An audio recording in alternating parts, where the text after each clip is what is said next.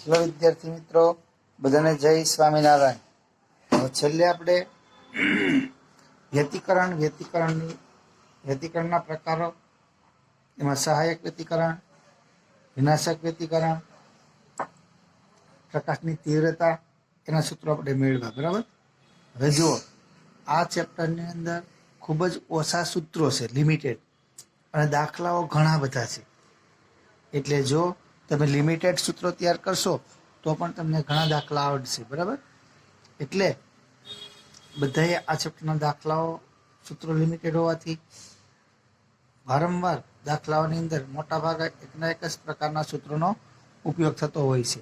એટલે આપણા માટે સૂત્રો યાદ રાખવા સરળ બને છે. એટલે બધાએ સૂત્રો જોડે જોડે તૈયાર કરવાના.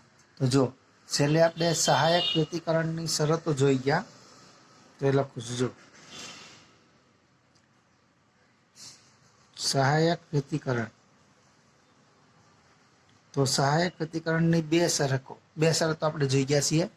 નંબર 1 પદ તફાવતના સ્વરૂપમાં, નંબર 2 કળા તફાવતના સ્વરૂપમાં. તો જો પદ તફાવતના સ્વરૂપમાં એટલે R2 - R1, પછી એવી રીતે કળા તફાવતના સ્વરૂપમાં Δ2 - Δ1. બરાબર. આ સહાયક વ્યતિકરણ માટે. એવી જ રીતે વિનાશક વ્યતિકરણની શરતો,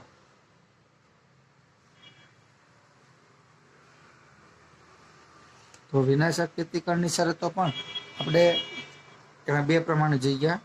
એક પદ તફાવતના સ્વરૂપમાં R2 - R1, બીજું કળા તફાવતના સ્વરૂપમાં Δ2 - Δ1. આ સૂત્રો આપણે યાદ રાખવાના છે. આ 1 અને આ 2 ખાસ, કેમ કે દાખલાઓ આપણે એના પરથી ગણવાના થશે. બરાબર. તો જોઈએ, પદ તફાવતના સ્વરૂપમાં સહાયક વ્યતિકરણની શરત આપણે વ્યાપક સ્વરૂપે જોઈ ગયા. n લેમ્બડા, જે n = 0, 1, 2, 3 વગેરે. જો સંપાત થતા બિંદુ પાસે બે તરંગો વચ્ચેનો પદ તફાવત n લેમ્બડા હોય તો તેવા બિંદુ આગળ સહાયક વ્યતિકરણ રચાય. પછી આપણે ભણી ગયા છીએ લેમ્બડા તરંગ લંબાઈને સમતુલ્ય, લેમ્બડા પથને સમતુલ્ય કળા કેટલી હોય? 2π રેડિયન. તો અહીંયા લેમ્બડાની જગ્યાએ 2π મૂકી દો એટલે 2nπ. તો કળા તફાવતના સ્વરૂપમાં આ શરત થઈ ગઈ. તો સહાયક વ્યતિકરણની કળા તફાવતના સ્વરૂપમાં શરત, સંપાત થતા કોઈ બિંદુ પાસે બે તરંગોનો કળા તફાવત 2nπ હોય, જ્યાં n = 0, 1, 2, 3 વગેરે, તો તેવા બિંદુએ સહાયક વ્યતિકરણ રચાય છે. એવી જ રીતે પદ તફાવતના સ્વરૂપમાં વિનાશક વ્યતિકરણની શરત, તો આ પ્રમાણે જુઓ, યાદ રાખવાનું. n+1/2 lambda, n+1/2 lambda. કળા તફાવતના સ્વરૂપમાં જોઈએ તો n+1/2 લેમ્બડાની જગ્યાએ શું મૂકવાનું? આ 2π. તો ચલો આને આપણે થોડુંક સરળ રૂપ આપીએ તો આપણને આવું સૂત્ર મળે. આ બે વડે ગણો, ચાલી ગયો તો 2n+1 અને છેદમાં 2 આવે એટલે λ/2 લખાય. જો કોઈ બિંદુ પાસે સંપાત થતા તરંગોનો પદ તફાવત n+1/2 લેમ્બડા એટલે કે 2n+1 λ/2 હોય તો તેવા બિંદુએ વિનાશક વ્યતિકરણ રચાય છે. એવી જ રીતે અહીં આગળ, તો ચલો 2n+1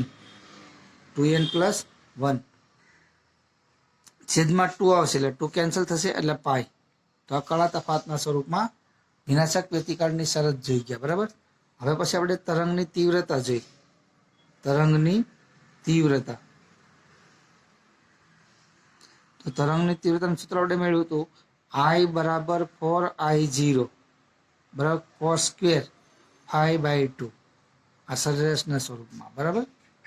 આવો આપણે જોઈ ગયા આ તીવ્રતાનું સૂત્ર. આ સૂત્ર આપણે યાદ રાખીશું. આ સૂત્ર પરથી જો કોઈ બિંદુ આગળ એક તરંગનું શૃંગ પ્લસ બીજા તરંગનું ગર્ત સંપાત થતું હોય તો ત્યાં આગળ તીવ્રતા આપણને 0 મળે. જો કોઈ બિંદુ પાછળ એક તરંગના શૃંગ ઉપર બીજા તરંગનું શૃંગ બરાબર, કે ગર્ત ઉપર ગર્ત સંપાત થતું હોય ત્યાં આગળ તીવ્રતા આપણને 4I0 જેટલી મળે. અને બીજું એક આપણે વ્યતિકરણ મેળવવા માટે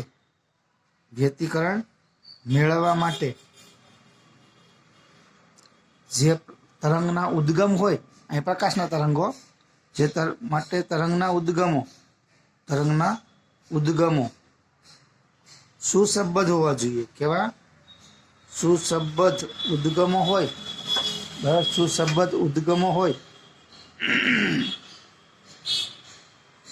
તો અને તો જ આપણને વ્યતિકરણ મળે.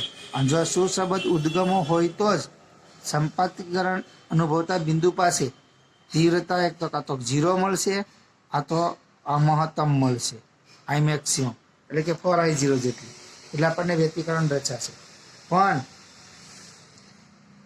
સુસંબદ્ધ ઉદ્ગમો એટલે શું એ પણ આપણે જોઈ ગયા છીએ. સમાન કલામાં દોલનો કરતા હોય, એટલે કે જેની આવૃત્તિ સરખી હોય, અથવા તેમના દોલનોની કલાનો તફાવત અચલ જળવાઈ રહેતો હોય, એવા બે ઉદ્ગમોને આપણે સુસંબદ્ધ ઉદ્ગમો કીધા. બરાબર. હવે અસુસંબદ્ધ ઉદ્ગમો હોય, અસુસંબદ્ધ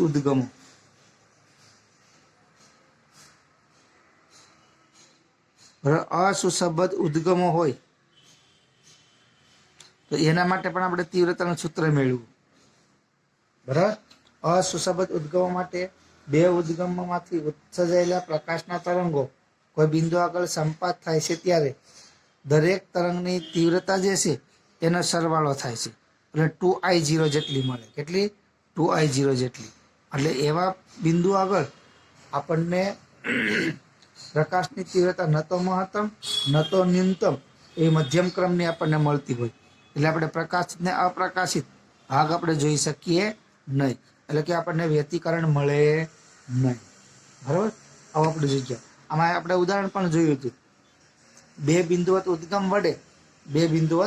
ઉદ્ગમ વડે કોઈ પડદા ઉપર બે લેમ્પ આપણે ચાલુ રાખી, એની સામે પૂઠું મૂકી, પૂઠામાં બે નાના છિદ્ર રાખી અને પૂઠાની પાછળ પડદો રાખેલો હોય તો પડદા ઉપર આપણને પ્રકાશિત ને અપ્રકાશિત ભાગ જોવા મળતા નથી, પરંતુ સમગ્ર પડદો છે એ પ્રકાશિત જોવા મળતો હોય છે. કેમ? તો ત્યાં આગળ તીવ્રતાનો સરવાળો થાય છે, બંને તીવ્રતાનો સરવાળો. એટલે આપણે યાદ શું રાખીશું? વ્યતિકરણ મેળવવા માટે ઉદ્ગમો સુસંબદ્ધ જ હોવા જોઈએ, તો અને તો જ આપણને વ્યતિકરણ મળે. બરાબર.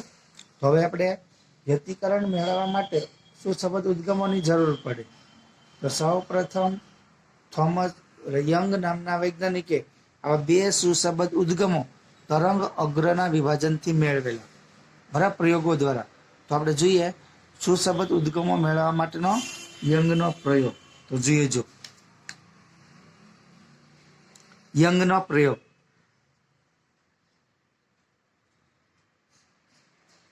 બે સુસંબદ્ધ ઉદ્ગમો મેળવવા માટે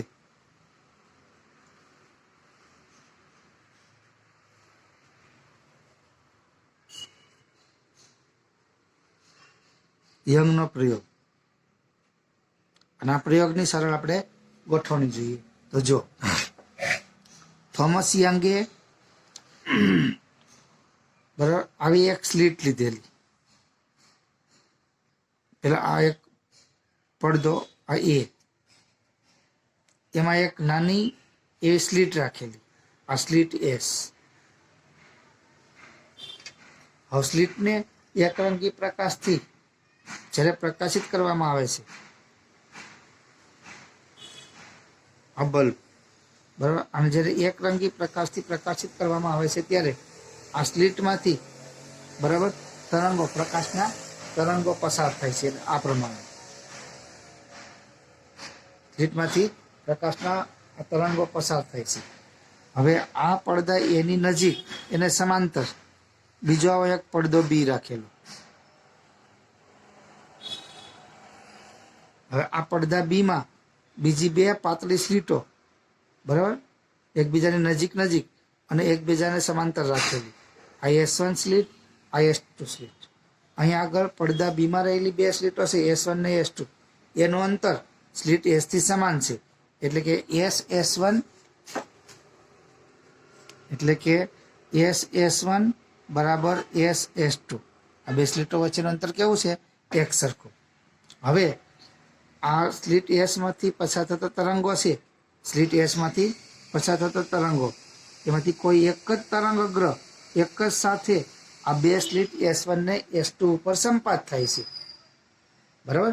એટલે આ તરંગ અગ્ર છે એનું વિભાજન થઈ અને આપણે S1 ને S2 બે સમાન કળામાં દોલનો કરતા હોય તેવા ઉદ્ગમો તરીકે વર્તે છે અને પોતાનામાંથી ગૌણ ગોળાકાર તરંગોનું ઉત્સર્જન કરે છે, બરાબર. એટલે તરંગ અગ્રનું વિભાજન થવાથી આ સ્લીટ S1 ને S2 બરાબર માંથી સમાન કળામાં દોલનો કરતા હોય એવા ગૌણ તરંગોનું ઉત્સર્જન થાય છે હાઇગેનના સિદ્ધાંત પ્રમાણે. કેમ કે સ્લીટ એસ થી S1 ને S2 નું અંતર સરખા છે, એટલે કોઈ એક જ તરંગ અગ્ર બે સ્લીટ ઉપર એક જ સાથે સંપાત થવાનું. આપણે તરંગ અગ્રની વ્યાખ્યા આગળ ભણી ગયા ને, સમાન કળામાં દોલનો કરતા કણોમાંથી પસાર થતું કાલ્પનિક પૃષ્ઠ એટલે તરંગ અગ્ર. તો આ તરંગ અગ્ર છે એના બધા જ બિંદુઓ સમાન કળામાં દોલનો કરતા હોય, એટલે અહીંયા આગળ સમાન કળામાં દોલનો કરતા આ બે કણો છે એ પોતાનામાંથી ગૌણ ગોળાકાર તરંગોનું ઉત્સર્જન કરશે. એટલે આ બે ઉદ્ગમના દોલનોની કળા કેવી હશે? એક સરખી. એટલે આમ સમાન કળામાં દોલનો કરતા બરાબર આ ઉદ્ગમો આપણને મળ્યા. જેની મદદથી? તો તરંગ અગ્રના વિભાજનની મદદથી. જેની? તરંગ અગ્રના વિભાજનની મદદથી. હવે આ S1 અને S2 માંથી આવા ગૌણ ગોળાકાર તરંગોનું ઉત્સર્જન થાય છે. આવા ગૌણ ગોળાકાર તરંગોનું એ ઉત્સર્જન કરે છે. હવે જો એના માર્ગમાં આવો કોઈ ત્રીજો પડદો આપણે C રાખેલો હોય, આ પડદો C રાખવામાં આવે તો પડદા C ઉપર આ બંને ઉદ્ગમો વડે ઉત્પન્ન થયેલા જે તરંગો છે બરાબર, એ તરંગો એકબીજા પર આવી તેમ સંપાત થશે અને સંપાતીકરણને લીધે આ ઉદ્ભવતી જે ભૌતિક અસરો છે એને કારણે અહીં આપણે જો શૃંગ ઉપર શૃંગ, ગર્ત ઉપર ગર્ત સંપાત થશે. એવી રીતે શૃંગ ઉપર ગર્ત એવી રીતે સંપાત થશે. તો અહીંયા શૃંગ ઉપર શૃંગ કે ગર્ત ઉપર ગર્ત સંપાત થતું હોય એને આપણે સળંગ રેખા વડે દર્શાવી. એમની વચ્ચેના ભાગમાં બરાબર આ શૃંગ ઉપર ગર્ત સંપાત થતું હોય એવી તૂટક રેખાઓ પણ દર્શાવીએ. તો એવી રીતે આ S1 ઉદ્ગમ છે એમાંથી બરાબર આવી રીતે. તો આપણને એના પરિણામ સ્વરૂપે જે પડદા ઉપર આપણને આવી પ્રકાશિત અને અપ્રકાશિત પેટર્ન એટલે ભાત જોવા મળશે. આ પાતળી પ્રકાશિત અને અપ્રકાશિત પટ્ટીઓ બરાબર, જેને સલાકા કહેવાય. શું કહેવાય? સલાકા. તો આ પ્રકાશિત અને અપ્રકાશિત સલાકાઓ. હવે જો પ્રકાશિત સલાકા છે પછી તરત જ અપ્રકાશિત સલાકા આવશે, ત્યાર પછી પાછી પ્રકાશિત સલાકા છે, પછી અપ્રકાશિત સલાકાઓ છે. આવી રીતે ક્રમમાં પ્રકાશિત અને અપ્રકાશિત સલાકાઓ આપણને મળતી હોય છે પેટર્ન. તો આ થયો થોમસ યંગનો પ્રયોગ. તો આમ S1 ને S2 આ બે સુસંબદ્ધ ઉદ્ગમ તરીકે આપણને મળે છે, બરાબર. તો હવે યંગના સ્લિટના પ્રયોગની મદદથી પડદા ઉપર આવજો આ S1 ને S2 ઉદ્ગમમાંથી આ પડદા ઉપર જ્યારે તરંગો સંપાત થાય છે ત્યારે રચાતું જે વ્યતિકરણ છે, તો વ્યતિકરણમાં આપણે S1 માંથી અને S2 માંથી ઉદ્ગમમાંથી ઉત્પન્ન થયેલા તરંગો જ્યારે પહોંચે ત્યારે એને કાપેલું જે અંતર છે એ અંતરના તફાવત, જેને આપણે શું કહીએ છીએ? પદ તફાવત. તો પદ તફાવત ઉપરથી તે બિંદુ આગળ સહાયક વ્યતિકરણ રચાયેલું હશે કે વિનાશક વ્યતિકરણ રચાયેલું હશે એ આપણે નક્કી કરી શકાય. તો એના માટે જુઓ આપણે સહાયક વ્યતિકરણ ને વિનાશક વ્યતિકરણ, સહાયક અને વિનાશક વ્યતિકરણ માટે આ પદ તફાવતના સૂત્રો આપણે જોઈ ગયા છીએ. તેના પરથી યંગના પ્રયોગમાં પડદા ઉપર બરાબર કઈ આપણને પ્રકાશિત સલાકા મળશે, કઈ અપ્રકાશિત સલાકા મળે એ આપણે નક્કી કરી શકાય. તો એના માટે આપણે પદ તફાવતનું સૂત્ર મેળવીએ. પદ તફાવતનું સૂત્ર તો યંગના આ બે સ્લિટના પ્રયોગમાં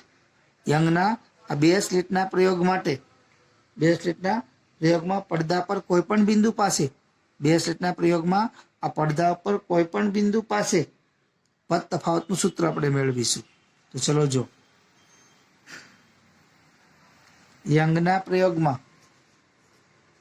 યંગના બે સ્લિટના પ્રયોગમાં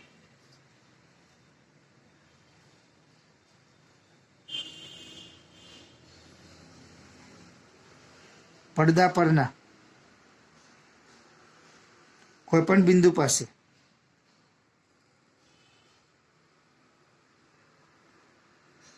પદ તફાવત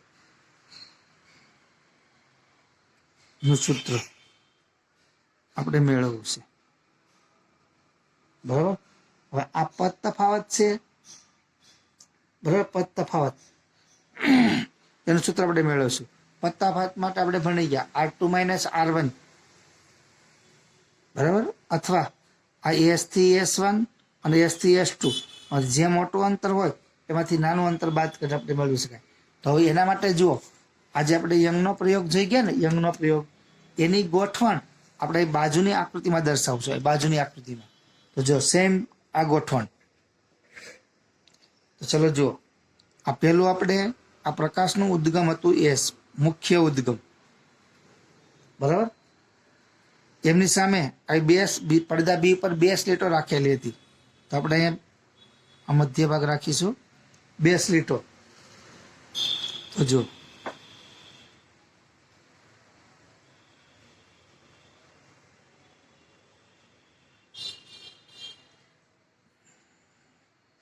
તો એક સ્લીટ S1, એવી જ રીતે બીજી એક સ્લીટ આપણે નીચે રાખીએ.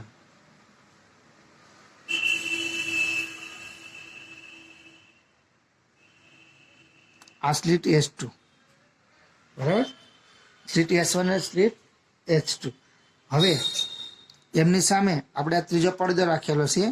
તો આ પડદો, બરાબર. તો આ સ્લીટનું મધ્ય બિંદુ છે. હવે આ પડદાનું મધ્ય બિંદુ એને આપણે O કહીએ. હવે અહીંયા આપણે સમજતા જઈએ, આ 2 સ્લીટ વચ્ચેનું અંતર S1 S2 ખૂબ જ નાનું હોય એને સ્મોલ d વડે દર્શાવાય. આ સ્લીટથી પડદાનું અંતર અથવા તરંગનો ઉદ્ગમ પણ કહેવાય. ઉદ્ગમથી પડદાનું અંતર આપણો પડદો છે, બરાબર. તો સ્લીટથી પડદાનું અંતર એ કેપિટલ D વડે દર્શાવાય. એ મીટરના ક્રમનું હોય. આ મિલીમીટર કરતાં પણ નાનું હોય અને આ મીટરના ક્રમનું, બરાબર. એને આપણે કેપિટલ D વડે દર્શાવીએ. તો અહીંયા આપણે નામ આપવું હોય તો સ્લીટથી પડદાનું અંતર એ કેપિટલ D, બરાબર. હવે ધારો કે પડદા ઉપર જે આપણે પડદો હતો ને, આ પડદા પર ધારો કે આ બિંદુએ પ્રકાશિત શલાકા હશે, પડદા પર આ બિંદુએ પ્રકાશિત શલાકા હશે કે અપ્રકાશિત શલાકા હશે. એટલે કે સહાયક વ્યતિકરણ રચાતું હશે કે વિનાશક વ્યતિકરણ, એ જાણવા માટે આપણે પદ તફાવત નક્કી કરવો પડે. તો એના માટે જો, ધારો કે પડદા ઉપર આ P બિંદુ છે, પડદા ઉપરનું આ P બિંદુ, ત્યાં આગળ આપણે પદ તફાવત મેળવવો છે. તો ચલો જો, S1 તરંગમાંથી ઉત્પન્ન થયેલા પ્રકાશના કિરણને એટલે કે તરંગને P બિંદુ આગળ પહોંચે ત્યારે કેટલું અંતર કાપવું પડે? S1P જેટલું. હવે બીજું ઉદ્ગમ છે S2, બરાબર.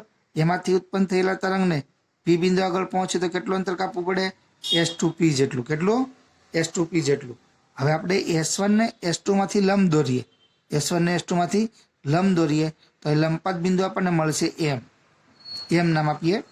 એવી રીતે S2 માંથી પડદા પર લંબ દોરીએ તો લંબપાત બિંદુ મળે આપણને N. હવે જો, સ્લીટ અને 2 સ્લીટો વચ્ચેનું અંતર, તો 2 ઉદ્ગમ વચ્ચેનું અંતર કેટલું છે? D/2. આ એનું મધ્ય બિંદુ છે. એટલે આટલું અંતર કેટલું થશે? અહીંથી આટલું અંતર OM અને ON. તો OM બરાબર ON. આ 2 અંતર કેટલા થાય? D કરતા અડધા, એટલે D/2. કેટલા? D/2. આ પડદાનું મધ્ય બિંદુ છે, જ્યાંથી આપણે પદ તફાવત મેળવવાનો છે. એ બિંદુ કયું છે? P બિંદુ. તો એનું અંતર ધારો કે X છે. કેટલું છે? X. તો અહીંયા આગળ 2 કાટકોણ ત્રિકોણ મળે છે. જો, એક કાટકોણ ત્રિકોણ, બરાબર, S1 PM. તો આપણે આટલું અંતર લેવું હોય, આ અંતર, તો આપણને કેટલું મળશે? આખું અંતર કેટલું છે? X. કેટલું? X. એમાંથી આ D/2 આપણે બાદ કરવા પડે, એટલું અંતર આપણને મળે. તો આ અંતર કેટલું મળશે આપણને? એક્સ માઇનસ ડી બાય 2 એવી રીતે આપણે અહીંથી આ અંતર લઈએ બરાબર. તો એન થી પી સુધીનું અંતર તો અહીં લખું ચલો આ પીએમ બરાબર કેટલા થયા એક્સ માઇનસ ડી બાય 2. એવી રીતે પી થી એન સુધીનું અંતર તો અહીંથી અહીં સુધીનું બરાબર પી થી ઓ સુધીનું અંતર એક્સ છે અને આટલું પાછું વધારાનું ડી બાય 2 અંતર ઉમેરાશે. ડી બાય 2 જેટલું અંતર ઉમેરાય એટલે હવે પીએન બરાબર કેટલું થશે એક્સ પ્લસ ડી બાય 2 બરાબર. ચલો આ અંતર થઈ ગયું. તો અહીંયા મુખ્ય ઉદ્ગમમાંથી ઉછરેલા આવા ગૌણ ગોળાકાર તરંગો છે બરાબર. એમાં એક જ તરંગ અગ્ર એક સાથે સંપાત થઈ પડદા પર આપણને વ્યતિકરણ ભાત છે બરાબર. તો આ થઈ આપણે યંગના પ્રયોગની પદ તફાવત મેળવવા માટેની આ પ્રયોગની ગોઠવણ દર્શાવતી આકૃતિ. આમાં આપણે વર્ણન કરવું હોય તો આપણે આ પ્રમાણે વર્ણન કરી શકાય. જો સ્લિટ એસમાં ઉદ્ભવતા તરંગઅગ્રો પૈકી એક તરંગઅગ્ર સ્લિટ S1 S2 પર સ્લિટ S1 ને S2 છે એના પર એક જ સમયે એના પર સંપાત થાય છે. તેથી S1 ને S2 એ સમાન કલામાં દોલનો કરતા બે ઉદ્ગમ તરીકે એટલે કે સુસંબદ્ધ ઉદ્ગમ તરીકે વર્તે છે. હવે S1 ને S2 વચ્ચેનું અંતર ખૂબ જ નાના ક્રમનું હોય ડી એટલું ડી મિલીમીટર કરતા પણ નાના ક્રમનું હોય બરાબર. જ્યારે S1 અને S2 વચ્ચેનું અંતર નાના ક્રમનું છે તો S1 ને S2 નો જે દ્વિભાજક છે બરાબર એનાથી પડદાનું અંતર એટલે કે ટૂંકમાં S1 ને S2 થી પડદાનું અંતર કેટલું હોય કેપિટલ ડી જેટલું. આ પડદાને તમારે નામ આપવું હોય તો આમ નામ આપી શકો આ જીજી ડેશ. શું આ જીજી ડેશ એ પડદો છે અને એ અંતર મીટરના ક્રમનું હોય. આ પડદા પર પી બિંદુ પાસે વ્યતિકરણ મળે તે માટે S1 અને S2 ના બરાબર ઉત્પન્ન થયેલા તરંગોનો પી બિંદુ પાસે આપણે પદ તફાવત આપણે પી બિંદુ પાસે પ્રકાશની તીવ્રતા મહત્તમ કે ન્યૂનતમ એ જાણવા માટે પદ તફાવત મેળવવો પડે બરાબર. એટલે કે મહત્તમ ને અધિકતમ આપણે મેળવવા પડે. હવે અહીંયા આગળ આપણે બરાબર S1 S2 માંથી એટલે કે S1 બરાબર S1 M આ S1 M છે એને જી પડદા ઉપર લંબ દોરેલો છે એટલે જીજી ડેશ કહેવાય. એ રીતે S2N એ પડદાને લંબ છે એટલે S2N લંબ જીજી ડેશ એવું આપણે લખી શકીએ. પછી S1 બરાબર M આ S1 M અને S2N એ પડદા વચ્ચેનું અંતર એટલે કેપિટલ ડી વડે દર્શાવે. આના પછી આપણે જો PM બરાબર શું કીધું એક્સ માઇનસ ડી બાય 2. એવી રીતે PN બરાબર શું કીધું તો એક્સ અહીંથી આટલું અંતર એક્સ છે આ ડી બાય 2 અંદર ઉમેરાય એટલે કે એક્સ પ્લસ ડી બાય 2 થાય બરાબર. હવે આપણે આકૃતિ ઉપરથી ગણિતનો ઉપયોગ કરી અને આપણે પદ તફાવતનું સૂત્ર મેળવીએ. તો આપણે આકૃતિ ઉપરથી જોઈ શકીએ છીએ તરંગોને પી બિંદુ આગળ પહોંચવા માટે S1 ને કેટલું અંતર કાપવું પડે S1 P જેટલું એને આપણે R1 કહીએ. S2 માંથી ઉત્પન્ન થયેલ તરંગને કાપવું પડતું અંતર કેટલું S2P એને આપણે R2 કહીએ. તો આપણે આકૃતિ પરથી સ્પષ્ટ છે S2P અંતર S1P અંતર કેવા કરતા કેવું છે વધારે છે બરાબર. એટલે આપણે પદ તફાવત આપણે આ પ્રમાણે લખી શકીએ. પદ તફાવત માટે પદ તફાવત is equal to S2P minus S1P અને આપણે R2 માઇનસ R1 વડે પણ દર્શાવાય. શું R2 માઇનસ R1 વડે પણ દર્શાવાય. આને કહીએ સમીકરણ નંબર 1. આ નંબર ના આપો ચાલે. હવે આકૃતિ ઉપરથી જુઓ આકૃતિમાં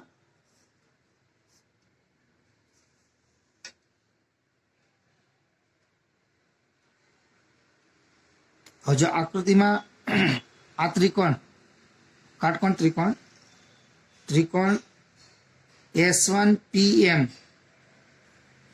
અને ત્રિકોણ S2PN કાટકોણ ત્રિકોણ છે. કેવા કાટકોણ ત્રિકોણ છે એટલે આપણે પાયથાગોરસના પ્રમેયનો ઉપયોગ કરી અને આપણે S1P અને S2P મેળવી શકાય. તો પહેલા આપણે લઈએ S1P. તો પાયથાગોરસના પ્રમેય પ્રમાણે કર્ણ થશે આ કાટખૂણાની સામેની બાજુ કર્ણ એટલે S1P નો વર્ગ ઇઝ ઇક્વલ ટુ કાટખૂણો બનાવતી બે બાજુ બરાબર S1M નો વર્ગ S1M નો વર્ગ વત્તા MP અથવા PM નો વર્ગ બરાબર. તો તો અહીંયા તો આપણને ખબર છે, આ તો આપણને ખબર છે S1M એટલે કેટલા છે કેપિટલ ડી, તો અહીં લખી ગયા ડી નો વર્ગ. PM પણ ખબર છે આપણને, PM x minus D by 2 બરાબર એનો વર્ગ. આને કયો પરિણામ નંબર 1, આ નંબર આપવાની જરૂર નથી. એવી રીતે બીજો ત્રિકોણ છે કાટકોણ ત્રિકોણ, તો S2PN એટલે R ત્રિકોણ S2PN, એના માટે આપણે મળશે S2P નો વર્ગ, S2P નો વર્ગ ઇઝ ઇક્વલ ટુ S2P નો વર્ગ ઇઝ ઇક્વલ ટુ S2N નો વર્ગ, S2N નો વર્ગ વત્તા PN નો વર્ગ. તો S2N એટલે કેપિટલ ડી, તો કેપિટલ ડી નો વર્ગ વત્તા આ PN એટલે x પ્લસ 1/2 એનો સ્ક્વેર, અને કયો પરિણામ નંબર 2. આપણે પદ તફાવત જોઈએ છીએ, અહીંયા આગળ S2P ગ્રેટર ધન S1P છે, માટે આપણને પદ તફાવત મળશે, માટે પદ તફાવત મળે S2P નો વર્ગ માઇનસ S1P નો વર્ગ બરાબર ઇઝ ઇક્વલ ટુ, આપણે મૂકી દો કિંમત. તો પહેલા આપણે સમીકરણ 1 લખીએ, તો ચલો ડી સ્ક્વેર વત્તા x માઇનસ 1/2 નો વર્ગ, સોરી આ પ્લસ વાળું પહેલા આવશે, એમાંથી આપણે આ બાદ કરવાનું છે, તો માઇનસ ડી સ્ક્વેર અને minus x plus 1/2 sorry x minus 1/2 એનો સ્ક્વેર બરાબર x માઇનસ ડી બાય 2 એનો સ્ક્વેર. તો ચલો આ ડી સ્ક્વેર તો ડાયરેક્ટ કેન્સલ થઈ ગયા. હવે આનો આપણે દ્વિપદી પ્રમેય પ્રમાણે, દ્વિઘાતના પદ પ્રમાણે આપણે એનું વિસ્તરણ કરીએ, તો વિસ્તરણ કરીએ તો શું થશે, પહેલાનો વર્ગ એટલે x સ્ક્વેર પ્લસ 2x અને 1/2 બરાબર, આ ડી છે ડી બાય 2 રેડી, અને પ્લસ અહીંયા આવશે ડી સ્ક્વેર બાય 4, આ પહેલાનું વિસ્તરણ થઈ ગયું. ચલો હવે એવી રીતે માઇનસ આ બીજાનું વિસ્તરણ કરીએ, તો ચલો આ x સ્ક્વેર માઇનસ 2x અને ડી બાય 2 અને પ્લસ આ ડી સ્ક્વેર બાય 4, આવું વિસ્તરણથી. હવે જો છૂટું કરશું આપણે એટલે x સ્ક્વેર પ્લસ અને x સ્ક્વેર માઇનસ થશે એટલે કેન્સલ થઈ જશે, ડી બાય 4 પ્લસ અને અહીંથી આ માઇનસ થશે એટલે એ પણ કેન્સલ થશે. તો વધ્યું શું, તો ચલો જો 2x પહેલામાં, પછી આ માઇનસ અને માઇનસ 2xd અને આ માઇનસ ને માઇનસ એટલે 2 કેન્સલ થશે બરાબર, અહીંયા 2 કેન્સલ કાઢી નાખો તો xd વધે, અને માઇનસ માઇનસ પ્લસ xd એટલે શું થયું, એટલે શું વધ્યું આપણે 2d. બરાબર, બે પદ કેવા છે એક સરખા, બંને પદ કેવા છે એક સમાન, એટલે આપણે આવું લખી શકીએ. જેની ગણતરી અહીંયા બતાવું છું. હો, તો આપણને પદ તફાવત મળશે, પદ તફાવત બરાબર S2P minus S1P is equal to બરાબર એનો સ્ક્વેર છે, હો આ સ્ક્વેર ઇઝ ઇક્વલ ટુ બરાબર 2xd. હવે અહીંયા આપણે આવું કહી શકીએ દ્વિપદીનો બરાબર, આમ a square minus B square હોય તો a પ્લસ બી અને a માઇનસ બી, બે અવયવ પડે, તો એવી રીતે અહીંયા આગળ બરાબર S2P માઇનસ S1P એક અને S2P plus S1P is equal to આ 2xd, આવું આપણને સૂત્ર મળ્યું. હવે આપણને ખબર છે આપણે પદ તફાવત મેળવવો છે. પદ તફાવત શું છે આપણે S2P માઇનસ S1P, તો આ S2P બરાબર પ્લસ S1P છે, એ પદને આપણે અહીંયા ભાગાકારમાં લઈ જઈએ તો પદ તફાવત મળશે આપણને S2P minus S1P is equal to 2xd એના છેદમાં S2P પ્લસ S1P બરાબર. હવે સમજવાનું છે, અહીં જો અહીંયા S1 S2 અંતર મિલીમીટરના ક્રમનું હોય. કયું ક્રમનું? મિલીમીટરના ક્રમનું બરાબર. જ્યારે S1P અને S2P બરાબર આ અંતર છે એ મીટરના ક્રમના હોય બરાબર, મીટરના ક્રમના હોય છે બરાબર. એટલે આપણે